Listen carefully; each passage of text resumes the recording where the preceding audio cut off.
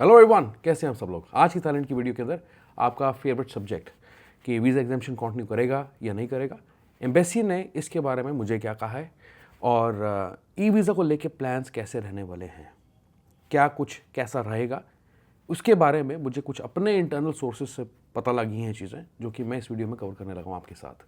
ठीक है, ये दो चीज़ें हम डिस्कस करने लगे हैं। और सबसे पहले मैं एक चीज़ क्लियर करना चाहता हूँ आपको कि जो इन्होंने अभी सर्कुलर 11 दिसंबर का निकाला है, इसमें थोड़ा सा मुझे एम्बिग्विटी नज़र आता है, यानी कि पूरी क्लैरिटी नहीं है इसको पढ़ के, क्योंकि इसमें कुछ चीज़ें अभी इनकम्प्लीट हैं।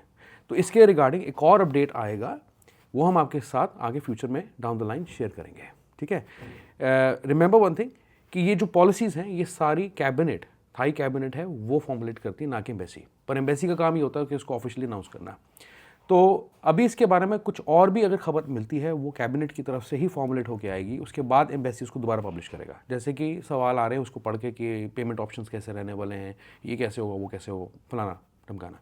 अब अभी के लिए मैं आपको प्रूफ दिखा देता हूँ स्क्रीन पे कि थाई एम्बेसी ने मुझे क्या कहा है, क्योंकि मेरा भी पहला सवाल ये था कि वीज़ा एग्जामिशन जो है कंटिन्यू करेगा या नहीं करेगा। काफ़ी वरी है लोगों को, क्योंकि लोगों ने ऑलरेडी टिकटें बुक करके रखी हुई हैं और सडनली ये अपडेट आ गया पीछे से। ओके, सो लेट्स बिगिन और इस अपडेट को शेयर कर दें सबके साथ, इस वीडियो को लाइक करें और चैनल को सब्सक्राइब ज़रूर करें ज़्यादा से ज़्यादा। क्यों नहीं करते सब्सक्राइब, कुछ नहीं लगता सब्सक्राइब करने में। तो अब हम वीडियो को शुरू करते हैं और मैं आपको सारी चीज़ें दिखा देता हूँ, क्लियर कर देता हूँ। तो यहाँ पे मेरे एक्चुअली कुछ सवाल थे, इनको अभी रिसेंटली मैंने लिखा कि I have a few questions following the official announcement from the Royal Thai Embassy in New Delhi regarding the introduction of e visa system for Indian travellers. Anyways, ये पढ़ें आप, ये जो 6 पॉइंट्स मेरे जो सवाल हैं इनको वो मैंने लिखे हैं आपके बिहाफ पे। Will visa exemption continue or will it be replaced with e-visas forever? What will be the payment options or any scope to integrate the portal with online transaction or payment gateway? How much will be the rate or price of the e-visa be? Will there be a change in stay period from 60 to 30 days or less or more even? ठीक है. Are there any specific documents required for e-visa application that differ from the current requirements for a visa? Then how long is the e-visa valid once approved? Can it be used for multiple entries? What is the process to designate an authorized representative for submitting the e-visa application? Okay, और नीचे जो है ये आप देख सकते हैं कि आपके साथ मैंने शेयर किया था लास्ट वीडियो में, तो ये हमने लगा दिया था साथ में रेफरेंस देते हुए। अब यहाँ पे मुझे उनका सेम डे रात को यानी कि लगभग कुछ 10:30 बजे के आसपास या शाम को 6 बजे उन्होंने रिस्पॉन्ड किया एक्चुअली। तो यहाँ पे दिया है कि although the implementation of e visa in India starts from 1 January 2025, the 60-day visa exemption for tourism and short business purposes for an Indian passport holder remains effective until further announcement. तो अभी कोई भी changes नहीं होने लगे। जिसको भी इस चीज़ की वरी है कि हम वीज़ा फ्री ट्रैवल कर सकते हैं नहीं कर सकते, तो आप चिंता बिल्कुल ना करें, ये एम्बेसी ने खुद लिख के हमें कहा है। इसको और अच्छे से वैलिडेट करने के लिए इन्होंने ये लिंक शेयर किया है, वो लिंक मैंने ऑलरेडी खोल के रखा आपके लिए, और सेम चीज़ उसमें दी हुई है। अगर आप ये रेड में पढ़ें text, the 60-day visa exemption for tourism and short business purposes for Indian passport holders remains effective until further announcement.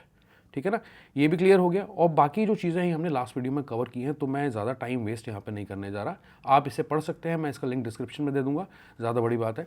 And plus अगर मैं अभी यहाँ देखूँ तो अभी आपको अप्लाई नहीं करना है, क्योंकि अभी चेंजेस जो हैं पोर्टल में होने जा रहे हैं। वो मैं क्यों कह रहा हूँ, एक्चुअली अभी मैं क्या करता हूँ कि दोबारा से आपको इनके साइट पर लेके चलता हूँ 1 मिनट के लिए।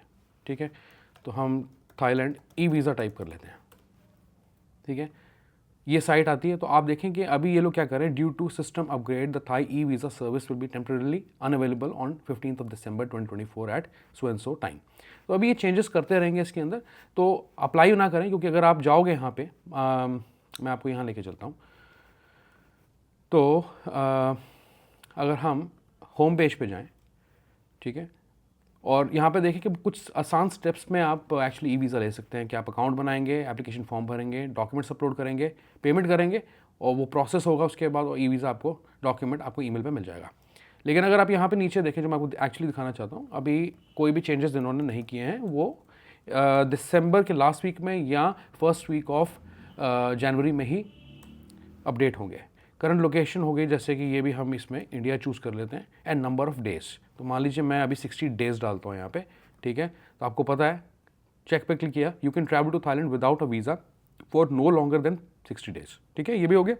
अब अगर मैं 120 डेज़ कर देता हूँ, ठीक है, ऐसे ही, तो आप देखें कि with a tourist visa you can stay in Thailand for no longer 60 days. If you wish to stay in Thailand for more than 60 days, you can extend your stay with the Immigration Bureau. Anyways, don't take this seriously. कई बार वो लोग नहीं करते लोगों का extension.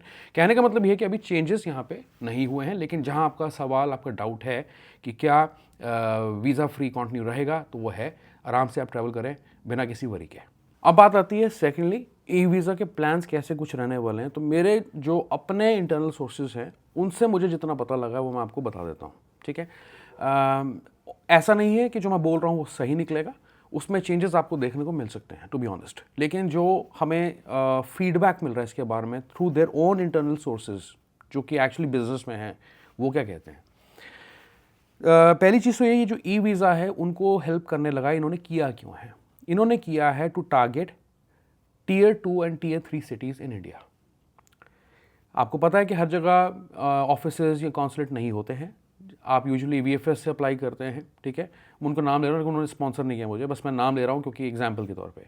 तो VFS के office से यूजुअली आप अप्लाई करते हैं वीज़ा, चाहे डेस्टिनेशन थाईलैंड वीज़ा हो, चाहे स्टिकर वीज़ा हो, या किसी और कैटेगरी का डिपेंडेंट या नॉन इमिग्रेंट वीज़ा हो. अब ये जो मूव है इन्होंने इसलिए लिया है कि वो उन सिटीज़ को टारगेट करें जहाँ पे रीच कम है. ठीक है, पहली चीज़. इसीलिए ये लोग ये पैरेलली कह रहे हैं कि जो वीज़ा एग्जाम्पशन पॉलिसी है वो कंटिन्यू रहेगी. दूसरी चीज़ ये है कि हाँ, इसकी अब ये प्राइस की बात कर रहे हैं. अब दूसरा सवाल कि ये हमारे लिए फ्री रहेगा, नहीं रहेगा, क्या होगा. तो वीज़ा एग्जाम्पशन तो चल ही रहा है, तो उसमें तो कोई पैसा देना नहीं आपको यूजुअली, लेकिन ई वीज़ा का देना पड़ सकता है. अब उसका रीज़न क्या है जो उन्होंने मुझे बोला है? उन्होंने बोला है कि वो हम इसलिए लेंगे बिकॉज हो सकता है कि अगर कोई अप्लाई करता है ज़्यादा समय के लिए, यानी बियॉन्ड 60 डेज़, या किसी को लंबे अरसे के लिए रहना है, तो उसके लिए हमने पेमेंट ऑप्शन ई वीज़ा की साइट पर रखा हुआ है.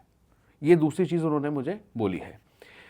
और मतलब कहने का मतलब ये है कि लॉन्गर स्टेज के लिए जो लोग रहना चाहते हैं उस इसलिए इसकी प्राइस है. तो मतलब एक तरफ तो आप वीज़ा फ्री ट्रैवल करें, दूसरी तरफ आपको प्राइस पे करनी है.